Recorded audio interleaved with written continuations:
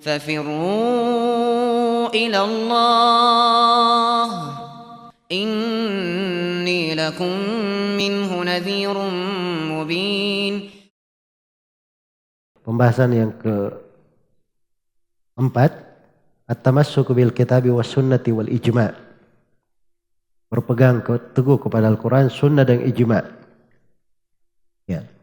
Kata penulis rahimahullah di sini, wattiba'u wasiyati Rasulullah sallallahu alaihi wasallam haitsu qala, dan mengikuti wasiat Rasulullah sallallahu alaihi wasallam tatkala beliau berkata, mengikuti wasiat Rasulullah sallallahu alaihi wasallam tatkala beliau bersabda, "Alaikum bisunnati wa sunnatil khulafa'ir rasyidin al-mahdiyyin min ba'di. Tamassaku biha wa 'addu 'alaiha bin nawajid wa iyyakum wa muhdatsatil umur fa inna kulla bid'atin dhalalah." Kata beliau, "Alaikum bisunnati." Hendaknya kalian berpegang teguh dengan sunnahku. Kalian wajib berpegang teguh dengan sunnahku. Dan sunnah para khulafa yang rasyid, para khulafa rasyid yang mendapat hidayah setelahku. Tamassaku biha, berpegang teguhlah kalian dengannya. Wa 'addu 'alaiha bin nawajid, gigit dengan gigi geraham kalian. Wa iyyakum wa muhdatsatil umur, hati-hatilah dari perkara baru. Fa inna kulla bid'atin dhalalah, karena setiap bid'ah itu adalah kesesatan.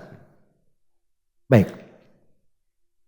Alaikum bisunnati, hendaknya kalian berpegang dengan sunnahku. Sabda Nabi, ya. Wajiban berpegang dengan sunnah beliau sallallahu alaihi wasallam. Tidak cukup dengan sunnah beliau, tapi dikatakan juga dan sunnah para khulafa ar-rasyidin. Apa artinya rasyidin? Rasyidin itu artinya orang yang lurus. Bahasa lainnya, dia kumpulkan antara ilmu dan amalan. Itu rasyid namanya. Dia kumpulkan antara ilmu dan amalan. Karena manusia itu di dalam Al-Quran dibagi 3. Ada rasyidun, ada gawun, dan ada dhallun. 3 golongan. Rasyidun itu dia tahu ilmu, dia ikuti dan diamalkan. Itu rasyidun namanya. Iya. Kalau gawun, sampai kepadanya kebenaran, tapi dia berpaling dari kebenaran itu. Bagaimana firman Allah, "Watlu 'alaihim naba'al ladzi atainahu ayatina fansalakha minha fa'atba'ahu asy-syaitan fakana minal ghawin." Bacalah kepada mereka orang yang kami beri ayat kami. Dia sudah dapat pedoman, ya, diberi ayat-ayat. Tapi apa yang terjadi? Fansalakha minha, dia berpaling darinya. Begitu dia berpaling dari kebenaran, langsung diikuti oleh syaitan. Nah, itu begitu hidup itu. Kalau sudah keluar dari jalan Allah, pasti dia masuk ke jalan syaitan. Wa may ya'shu an dzikrir rahmani nuqayyid lahu syaitanan fahuwa lahu qarin. Siapa yang berpaling dari dzikir diantara mananya adalah dari Al-Quran dan Sunnah, dia berpaling darinya, dari jalan agama. Maka kami akan biarkan syaitan bersamanya, menemaninya. Dibuat berkuasa terhadapnya. Syaitan inilah yang menjadi qarinnya, selalu bersama dia. Nah, sama di ayat ini, ketika sampai kepadanya ayat, dia berpaling darinya, langsung diikuti oleh syaitan. Maka minal gawin, maka termasuklah dia orang-orang yang gawin. Itu al-gawun tadi. Gawin artinya menyimpang dari jalan yang lurus. Golongan yang ketiga namanya ad-dhallun. Ad-dhallun itu orang yang tersesat. Tapi dia tersesat tanpa ilmu. Dia tidak ada petunjuk. Tersesat jalan. Itu dhalun. Makanya Nabi Musa bahasakan dirinya sebelum dapat wahyu sebagai seorang nabi.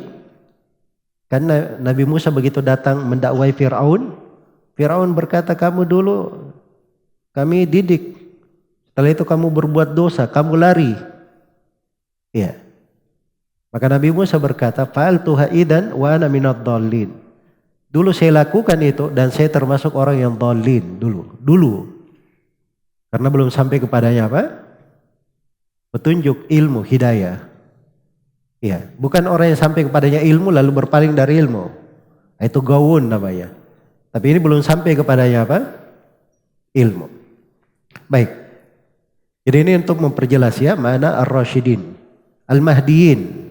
Artinya selalu mendapat hidayah. Selalu mendapat hidayah. Ya. Ini sunnah al-khulafa ar-rasyidin. Karena itu subhanallah ya. Apa yang disepakati oleh khulafa ar-rasyidin itu tidak pernah ada di dalam sepotong pembahasan pun menyelisihi Al-Quran dan Sunnah Rasulullah Sallallahu Alaihi Wasallam. Iya. Apa yang disepakati oleh para sahabat itu menjadi hujjah, menjadi pegangan. Makanya kata Nabi, tamassaku biha, berpegang teguhlah kalian dengannya. Diperintah. Perintah itu menunjukkan apa? Menunjukkan wajib. Iya, tamassaku biha. Pegang teguhlah dengannya. Wa abdu 'alaiha bin nawajid. Gigitlah dengan gigi geraham kalian. Di antara gigi yang paling kuat menggigit itu gigi apa? Gigi geraham. Tidak ada yang lebih kuat dari gigi geraham. Iya. Ini kinayah, pembahasaan bahwa sunnah itu harus digigit dengan gigitan yang paling kuatnya. Berpegang dengan yang paling teguhnya. Yang paling teguhnya. Nah, begitu cara beragama memang. Harus berpegang dengan sunnah. Tidak usah antum peduli orang yang bilang, oh jangan terlalu ekstrim kamu. Ya, terlalu fanatik. Ya kalau begitu tidak ada yang orang yang bisa beragama. Masa beramal dengan Al-Quran dan Sunnah dibilang ekstrim? Ya. Orang yang beramal dengan Al-Quran dan Sunnah itu pasti akan menjadi orang yang pertengahan, seimbang. Dia tidak ekstrim, tidak pula menyepelekan. Kalau mau dibilang moderat, mereka orang yang paling moderat. Karena berpegang dengan Sunnah. Jelas ya? Dan ini mungkin akan kita terangkan lagi nanti. Dari sifat ahli sunnah di dalam hal itu. Baik. Wa iyyakum wa muhdatsatil umur fa inna kulla bid'atin dhalalah. Kemudian kata beliau, hati-hati kalian dari muhdatsat al-umur. Muhdatsat itu jamak dari muhdatsa. Dan dimaksud di sini bid'ah. Hati-hati kalian dari perkara bid'ah. Makanya langsung dikatakan fa inna kulla bid'atin dhalalah. Karena setiap bid'ah adalah kesesatan. Tiap bid'ah adalah kesesatan. Iya. Bid'ah itu adalah dari sudut bahasa artinya sesuatu yang diada-adakan. Tidak ada contoh sebelumnya. Sesuatu yang diada-adakan, tidak ada contoh sebelumnya. Adapun dari sudut syar'i, bid'ah adalah jalan beragama. Jalan beragama. Ingat ya, ini dalam pembahasan agama, bukan di pembahasan dunia. Iya. Bukan di pembahasan dunia. Jalan di dalam beragama. Mukhtara'ah. Diada-adakan. Baru. Tudahi syariah. Bertentangan dengan syariat.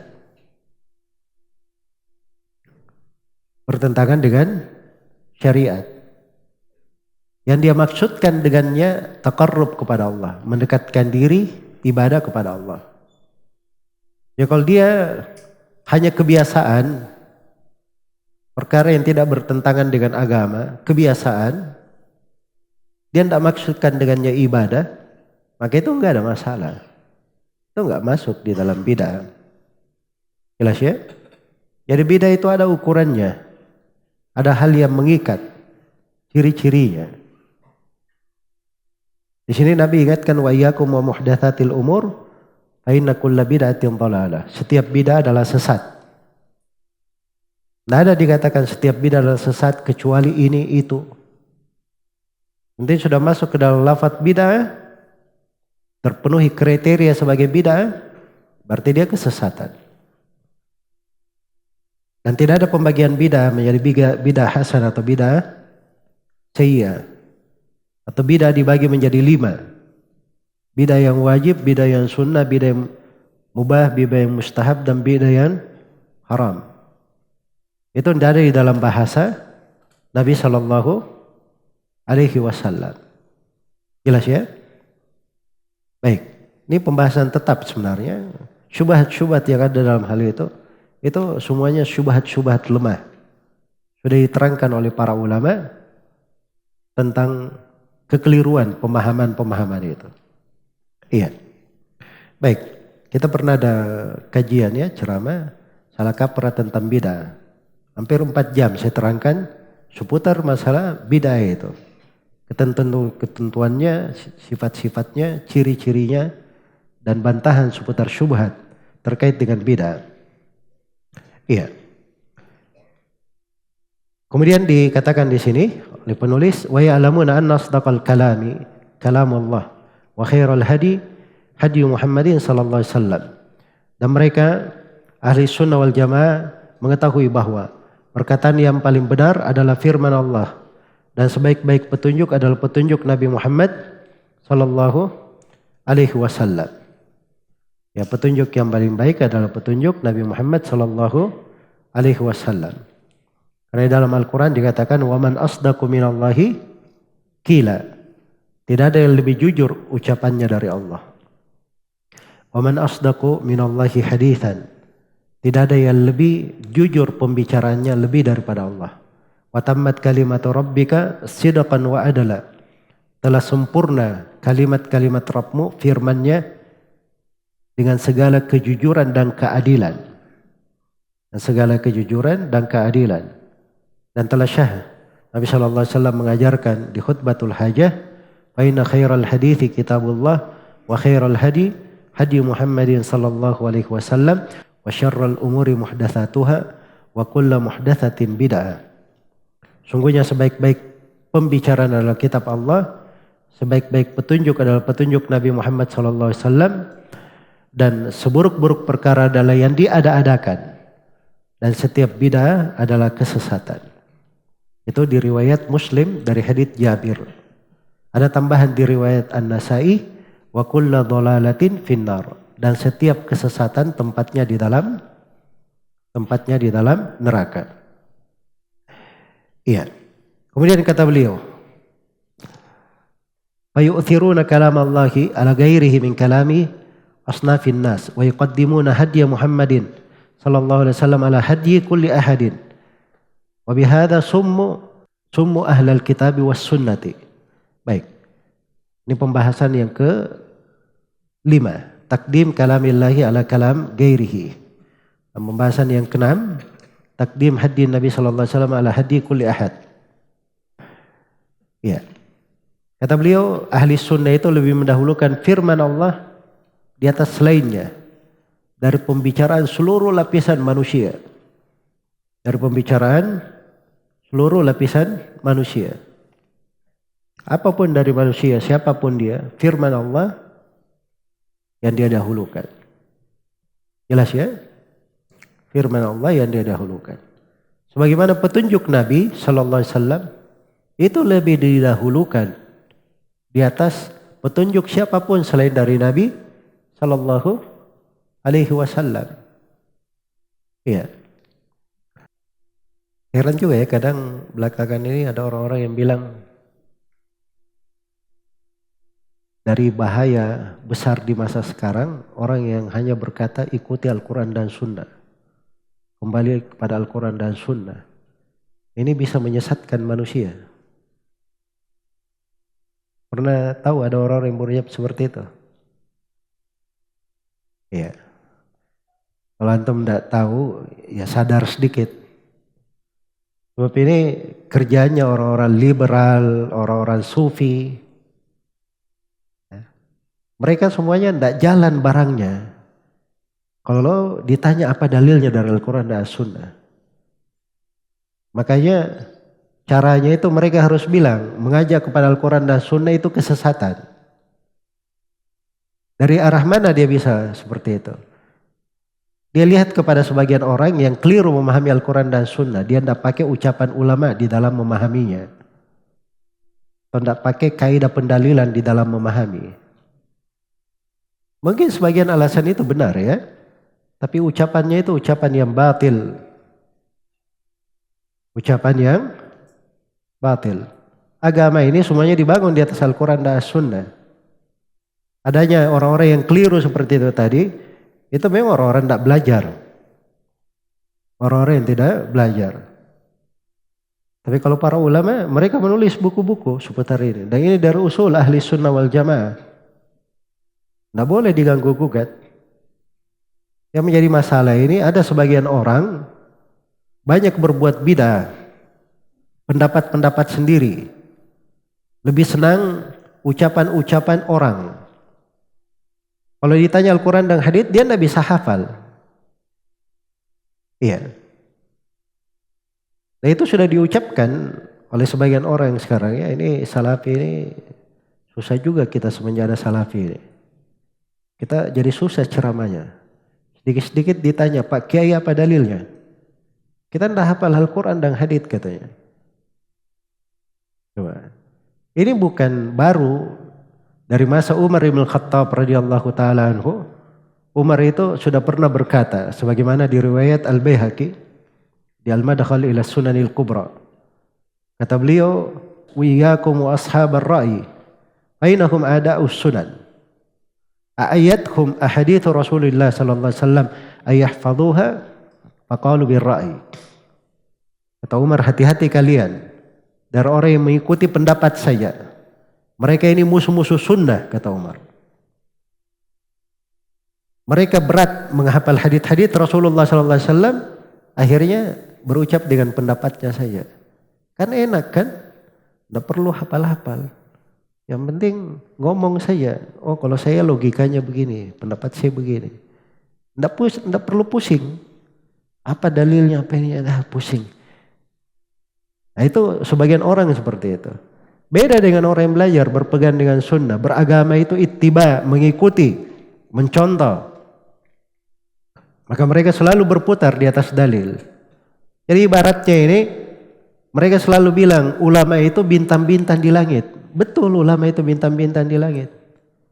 Bintang-bintang di langit itu sebagai tanda untuk menentukan arah kiblat. Tapi kalau kita sudah di depan Ka'bah, masih perlu melihat bintang atau tidak? Hah? Tidak perlu melihat bintang lagi. Ini sudah ada Ka'bah di depannya. Al-Quran dan Sunnah sudah jelas di depannya. Ucapan ulama itu sudah terang. Tidak perlu melihat ke bintang lagi. Tapi kalau kita berada jauh, misalnya ada sudut pendalilannya, ya bersumber dari Ka'bah sana, dari Al-Quran dan Sunnah. Tapi kita agak jauh untuk memahaminya. Nah itu kita pakai bintang-bintang untuk memahami. Begitu caranya. Jelas ya? Ada hal-hal terang dan jelas di dalam beragama.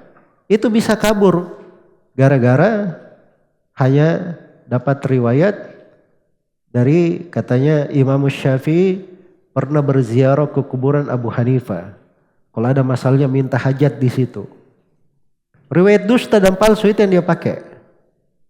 Mana ayat-ayat Al-Quran dan hadits-hadits Rasulullah sallallahu alaihi wasallam tentang kewajiban berdoa, beribadah hanya kepada Allah, meminta hanya kepada Allah Subhanahu wa ta'ala. Itulah metode berpikir cara beragama yang keliru.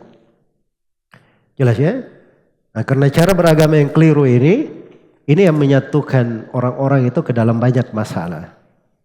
Dalam banyak masalah. Karena itu belajar itu mudah. Nggak ada yang sulit belajar agama itu. Cuma dia tekuni belajar Al-Quran, dia belajar hadits Rasulullah SAW, dia cari guru yang bisa mengajarinya dengan benar supaya bisa dia pahamkan Al-Quran dan hadits itu dengan metode pendalilan yang benar, dengan ucapan ulama, ahli tafsir dalam menafsirkan Al-Quran, dalam menjelaskan hadits-hadits Rasulullah SAW, dan dia pakai kaidah-kaidah yang sudah dimaklumi di dalam konsekuensi bidang ilmu yang terkait dengan pembahasan Al-Quran dan hadits Rasulullah SAW. Nah, begitu caranya. Baik. Nah, jadi mereka ini, kata Syekhul Islam, wa bihada summu ahlal kitabi was sunnah. Ya. Dengan itulah mereka dinamakan ahlul kitabi was sunnah, pengikut Al-Quran dan sunnah. Jadi ahli sunnah itu disebut juga, ahli sunnah wal jamaah disebut juga sebagai pengikut Al-Quran dan sunnah. Itu sifat mereka yang lain. Wa summu ahlal jamaah. Dan mereka juga dinamakan ahlul jamaah. Kenapa? Li'annal jama'ata hiyal ijtima' wa didduhal furqah. Karena jamaah berarti kebersamaan, ijtima'. Ya. Dan lawan ijtima' itu adalah al-furqah, perpecahan. Lawannya adalah perpecahan. Wa in kana lafdhul jama'ati qad sara isman li nafsil qaumil mujtami'in. Ya, walaupun meskipun lafaz al-jamaah telah menjadi nama bagi satu kelompok yang bersatu.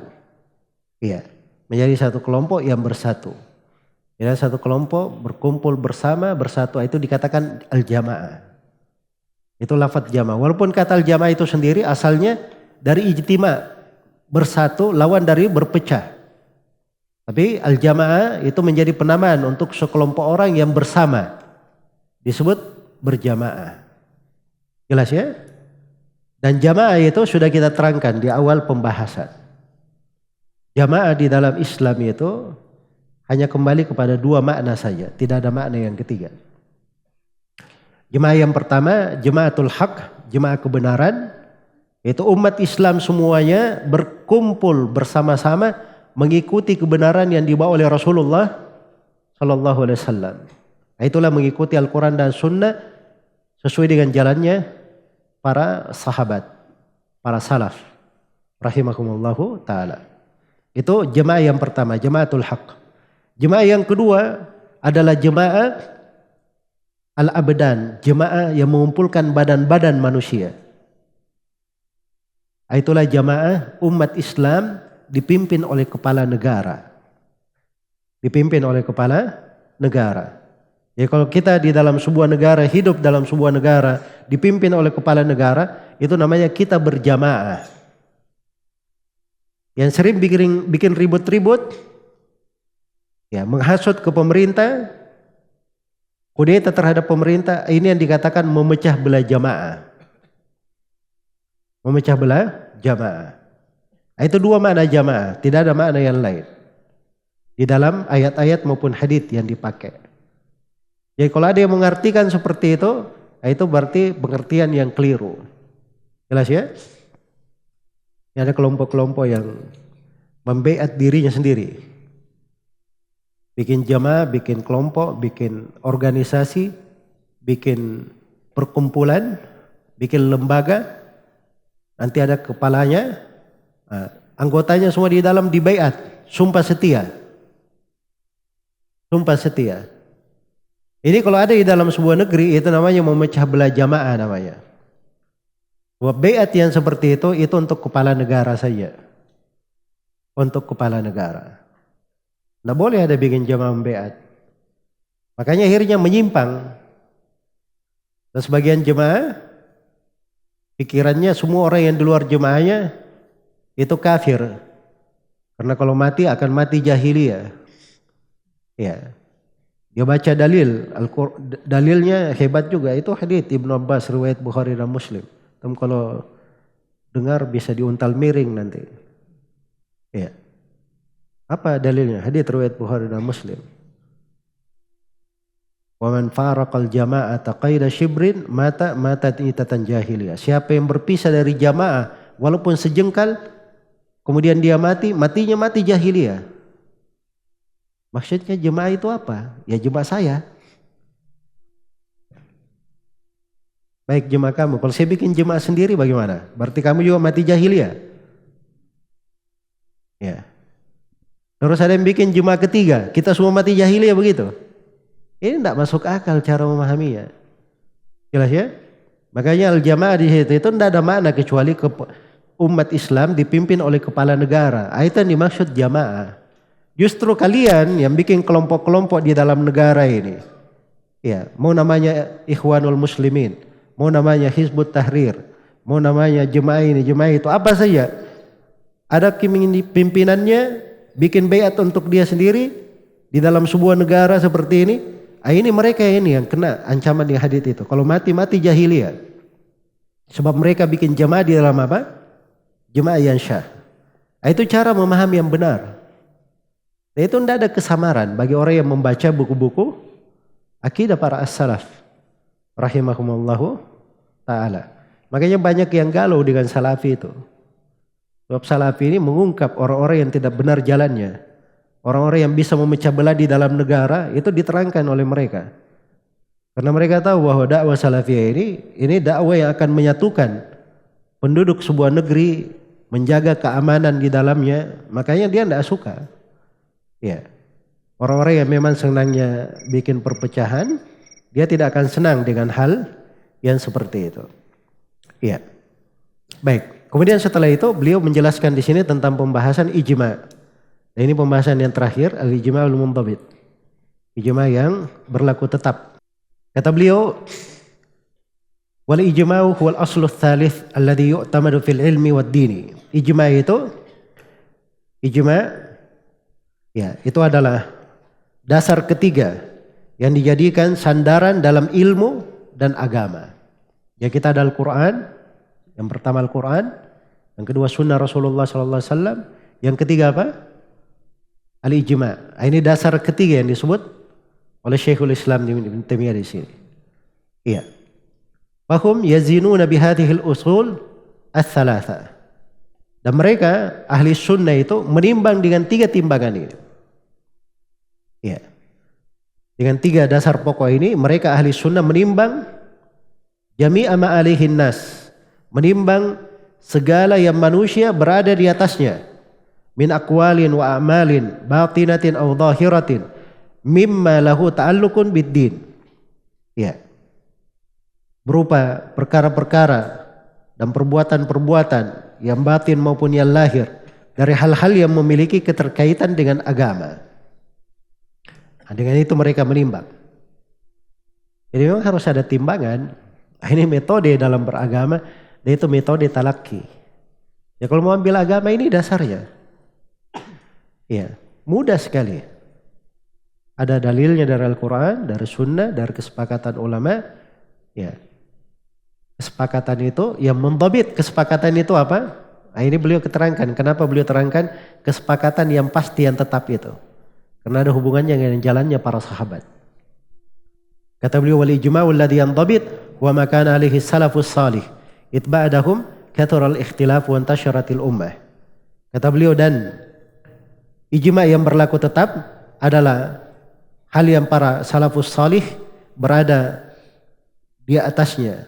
Karena setelah mereka terjadi banyak perselisihan dan kaum muslimin telah berpencar, telah tersebar di berbagai pelosok. Jadi sulit ya, karena banyaknya umat sudah tersebar. Ya sulit untuk diukur kesepakatannya. Tapi yang paling mendhabit itu adalah di masa para as-salaf. 3 generasi pertama. Itu paling mudah diukur. Dan seluruh apa yang ada dari ucapan sahabat tabi'in, tabi'ut tabi'in itu dihafal oleh para ulama. Dihafal oleh para ulama. Jangankan di masalah akidah, di masalah fikih saja dihafal oleh mereka. Dihafal. Antum lihat itu buku Al-Ishraq karya Ibnu Al-Mundhir, atau buku Al-Awsat karya beliau juga. Ini dari ulama yang meninggal antara di tahun 200-an, 200 sampai 300. Ibnu Al-Mundhir. Itu semua ucapan ahli fikih dari kalangan sahabat, para tabi'in ada beliau ucapkan. Dihafal. Iya. Ada yang dicetak berjilid-jilid, 10 jilid, belasan jilid. Itu satu orang ini. Ibnu Jarir At-Tabari punya kitab Al-Athar. Iya. Itu juga jumlahnya banyak sekali dari athar beliau sebutkan. Itu berjalan di tengah para ulama dimaklumi. Ya kalau datang seperti Imam Ahmad mengatakan sepakat para ulama, atau Al-Bukhari, atau Abu Hatim, Abu Zur Ar-Razi, itu memang mereka pelajari, itu ilmu terwarisi dari masa ke masa. Dan ilmu itu sudah ada di buku-buku. Ya sisa perlu dipelajari saya. Dan ini akidah wasitiyah ini Syekhul Islam Ibnu Taimiyah itu beliau ringkas dari seluruh buku-buku itu. Makanya ketika beliau dikritik oleh musuh-musuhnya di munadharah, beliau kasih waktu 2 tahun ke musuh-musuhnya untuk cari satu huruf saja, satu kalimat di buku ini itu mengisi jalannya para as-salaf. Satu saja.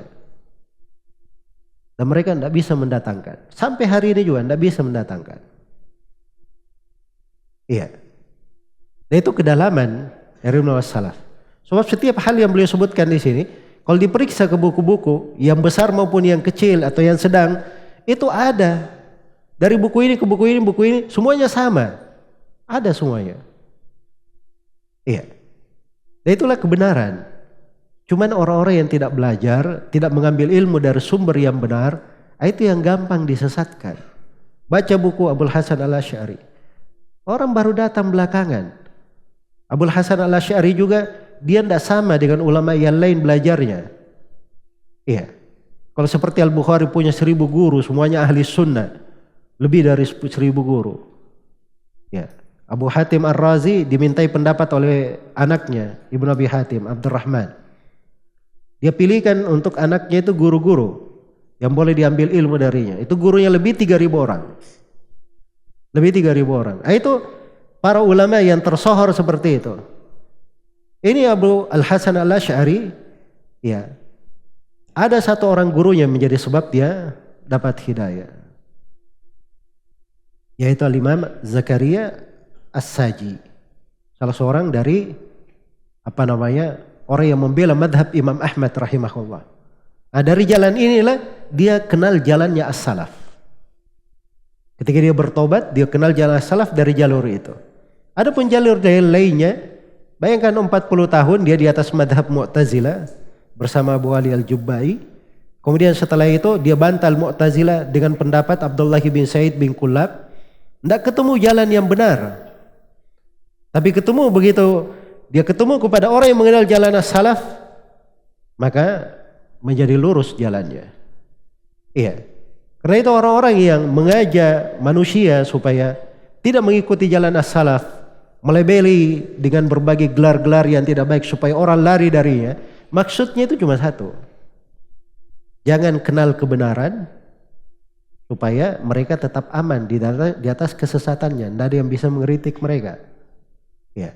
Sebab kapan orang kenal jalan para as-salaf, maka dia tahu cara beragama yang benar, mudah dan ringkas. Iya. Jelas dan terang, tidak ada keraguan padanya. Ya wallahu taala alam. Baik. Jadi ini ijma' yang mundhabit itu yang tetap. Kalau ijma'nya itu terjadi di masa para as-salaf. Sebab itu mudah diukur, diatur. Masih ditahu jumlahnya. Para sahabat siapa, para tabi'in siapa, tabi'ut tabi'in siapa.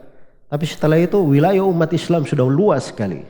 Para ulamanya bertebaran di berbagai negeri. Ya kalau dikatakan sepakat, itu kadang kurang mundhabit.